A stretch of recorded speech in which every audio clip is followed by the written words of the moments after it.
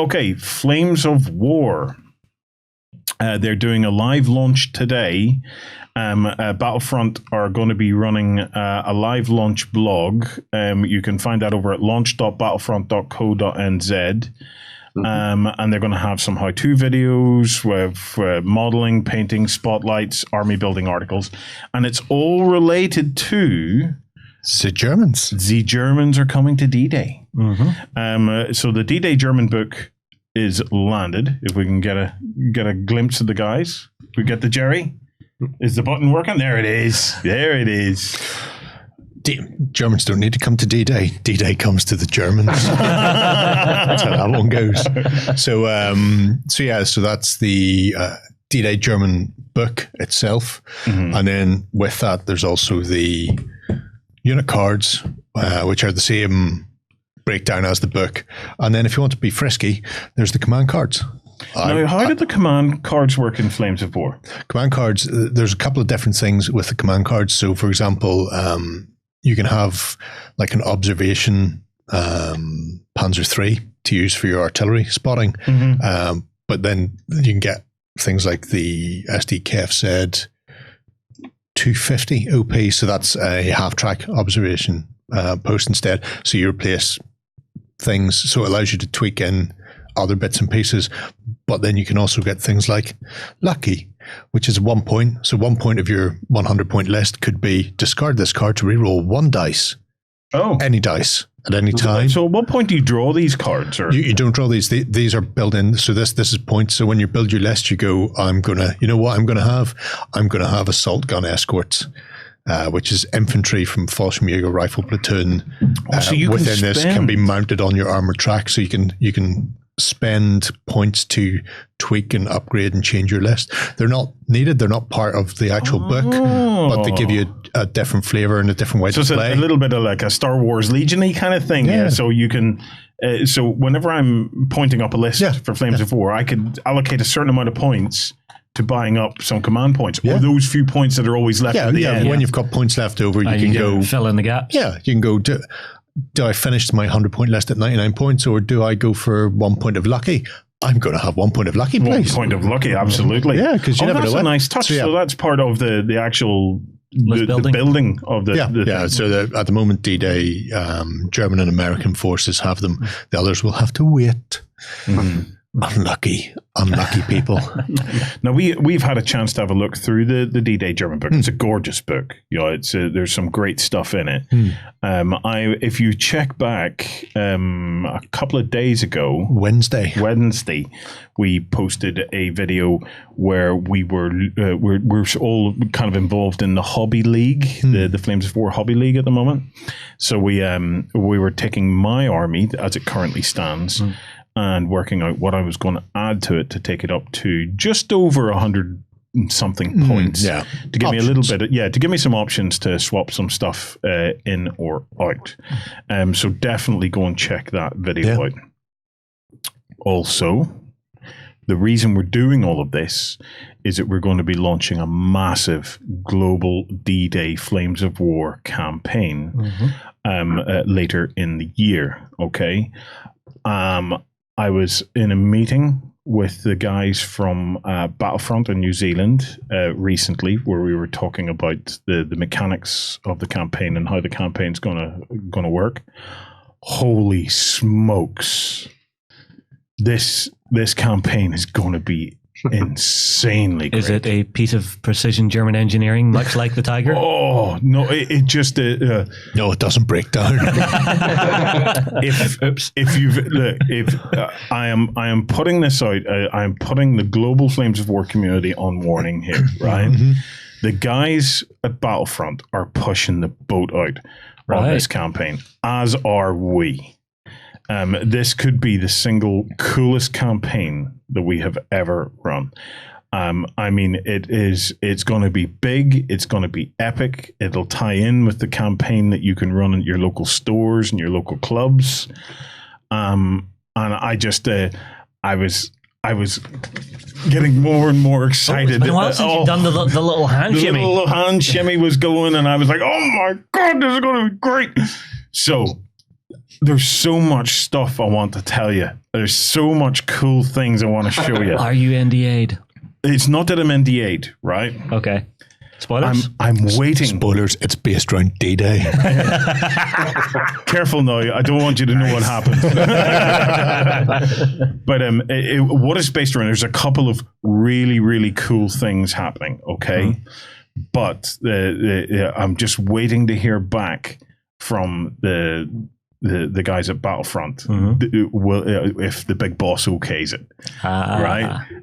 Because there's just the campaign is magnificent, but there's a couple of things I just need to sort out, because once they're sorted out, this is a campaign that goes to God status. Oh, okay. I have never. That's a hefty statement. I have never been so motivated to get my Flames of War army together as I am for this campaign. Okay.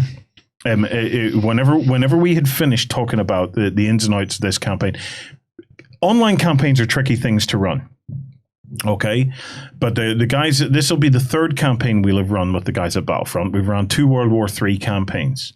This is our first World War II campaign, and what they came out with us today, basically they come up with a lot of the mechanics and the rules and stuff, and then we provide the platform and shape the platform and get all the platform and all working. They have got it, and they came on and they were showing me their thoughts on the mechanics and the map. Oh my God, when you see the map, and I was like, "Oh, dude, this is just hobby heaven right here. This is just hobby heaven." And then we come up with a couple of additional ideas that, please, Battlefront, come back and say yes on those, because they are going to set the thing on fire. Were they based around German saucers? No. Yes. Sorry, maybe. No, there's no German saucers or anything in it. Now, I'm getting the word out now, right? If you have ever fancied getting involved in a bit of World War II gaming, okay, now's your chance. Come and join us.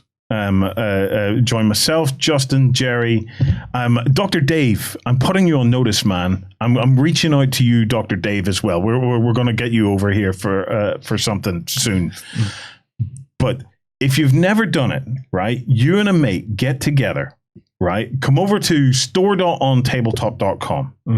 Pick up 2 boxes of Hit the Beach, Flames of War Hit the Beach. It's right, no, hang on. Let me double check. We have them in stock. Yes, I got. Okay. I brought in. Well, as many as we could. So we've about 30 or 40 of them. Okay, that's right. Just, you're putting the shout out there. I want to make sure people aren't just going back orders. Yeah, we've 30 or 40 sitting there. So I believe. So Tom will kick my ass if we don't. But it is by far my favorite gaming starter set ever. Okay, at the moment, it is just on fire. In one box alone, if you price those models individually, there's 140 quid's worth of models in there. You get that box, I think from store.ontabletop.com, I think they're 28 quid, right? 28 and shrapnel. 28 and change, okay?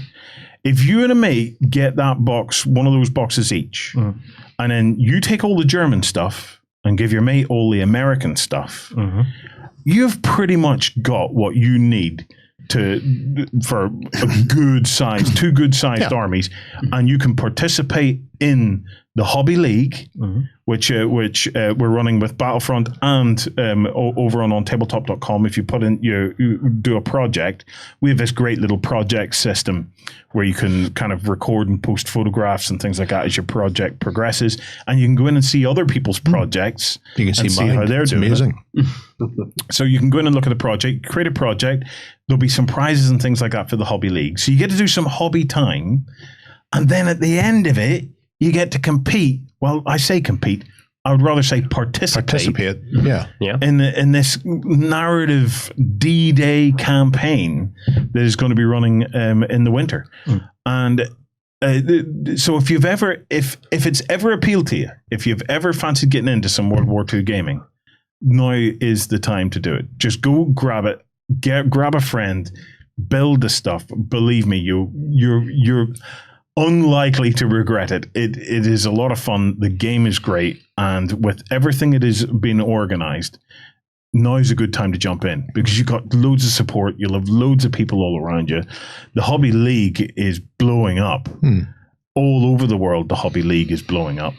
Loads and loads of people getting involved in that, and it's great. It's as community spirited a thing as I have felt in a while now, and it's cool. And if you've questions, ask on tabletop. Yes, yeah. Come and let us know. You hop into the forums. I'll quite happily. Anything apart from Soviets, I'll have a stab at. Yeah, and to be fair, I'd stab a few Soviets, so that's close enough. But I know after the vlog went out for us talking about how we were going to expand your Germans, somebody went, yeah, that's great. Any chance you could do the Americans? And to be fair, the Americans came out first, and we kind of glossed over that. Yeah. So I've been doing the studio army for the Americans, which if I've been productive enough may even appear on Battlefront's website this weekend. We'll see whether or not they allow me. But yeah, so we could grab the Studio Americans next week, maybe grab a camera and we'll do the same thing, go through what D-Day America is and how you can expand and build your American force as well. So and then we'll do the Brits. Yeah, we've got time for them. We've got time for them. February 2020. Yeah. Okay. So, we'll do the Brits in February, but we will do the Americans. Yeah. Yeah. We can certainly do a primer for the British and the Soviets, but they won't see their own books until next year. Yeah. Well, there you have it, guys. Look, an open invitation to come on board with us. Join in on this. It's a lot of fun, and I've got to say that I've really enjoyed the Flames of War Fourth for the late war. It's been great, and I'm a big fan of all the cards and things like that. There, the game is very approachable for me at the moment, and I've been enjoying it and love the models. How many Stugs are in your army these days, Warren? How many? Because you used to be massively into your Stugs. Officially? In this army that I'm doing, there are 0 Stugs. I am surprised. And that's exactly why I did it. Yeah. Because you and half the planet of war gamers are now surprised. You're all going, what? No Stugs? No Stugs? I'm going to have to remake your new coffee picture. I've decided, I'd said in the vlog actually on Wednesday, I deliberately stayed away from the Stugs. Specifically just because that's what people expect, and I thought to myself, no, I'm going to do something different. So I have my tool of choice. I have 2 main tools of choice. I have 3 main tools of choice. Let's go back out and come in again. I have 3 main tools of choice. This is why I'm loving this so much, right? I have 3 main tools of choice, right? One is I love infantry in Flames of War because they piss your opponent off like nothing else. Yeah, massively so. Massively. Infantry used effectively in Flames of War is absolutely brilliant.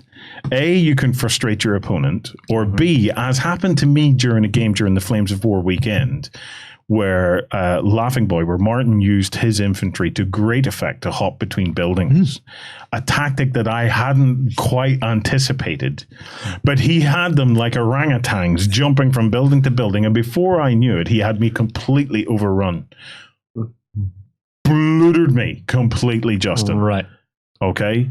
Like he caught me with a tactic, and it was one of those ones that I didn't see it coming until the point he hadn't killed anything by this stage, but I realized, oh sugar! So he had just set you up for purest pain. It's too late. I don't know what I can do to counter this. Yeah. It was a beautiful piece of play, and it was beautiful. The way the game executed it was just great. So infantry. Yeah, I just like infantry in Flames of War. Right. Tool number 1. Tool number 2. 88s. The artillery?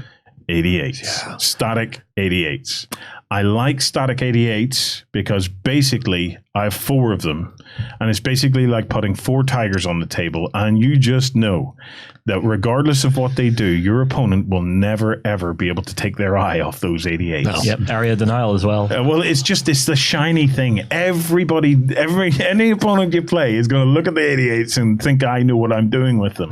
I don't know what I'm doing with them, but they will get preoccupied with that, so I can work with other stuff that I don't know what I'm doing with.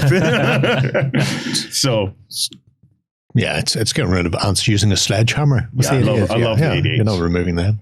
And then finally, the centerpiece of this army is the Panzer IV.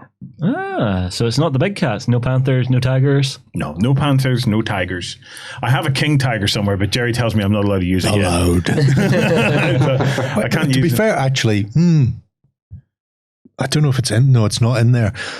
The Panzer Lair, and we did talk about that. Yes. They did get, I think, 3 King Tigers, but they were the early versions of the King Tigers, and they were very prone to mechanical breakdown and just being generally terrible. But they were one of the first units to receive their delivery of King Tigers. So, maybe at some point you may get a mechanically unreliable King Tiger. It doesn't matter, because the Panzer IV is a beautiful looking tank. Yeah. I'm a real fan of the Panzer IV. Obviously, not as much as the Stug, but I'm going to come back to the Stugs later in the war when I can put my tank riders and stuff like that on it. I see. So for the moment, that's Warren's holy trinity. Are the tank riders in there? Oh, yeah, it's a little pointy upgrade for tank riders. And now he's thinking Stug. So it's, No, because we've already put your stuff aside for what you're using. It went from a shamrock holy trinity to a 4-leaf clover. Yeah, The Stugs are coming back. Nice. So yeah, it's just so much hobby goodness right now. It really is.